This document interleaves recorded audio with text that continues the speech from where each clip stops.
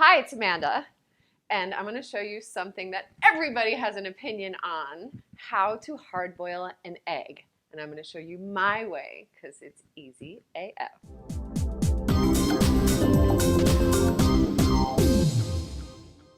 This is my technique that was taught to me by my chef, Diane Forley. Hi, Diane. This is the best method for an easy peel.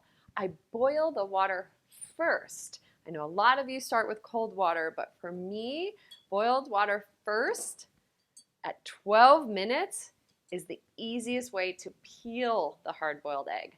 And I lower them in. Use a spoon, use a colander, use whatever you have so that you don't get that crack in the egg while it's boiling. Little tip for you there. And we're gonna let them cook for 12 minutes. Okay, after 12 minutes, just take the eggs out and put them into an ice bath, or typically what I do is I'll drain off the hot water, run some cold water over them, put them in the fridge. But ice bath works fast and gets that shell away from the egg. Okay, so our eggs are chilled, and the proof is in the pudding here for the easy peel.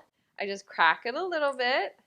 Not only does it peel easily, look at that, but it's cooked perfectly. Do you want to see? I know I do.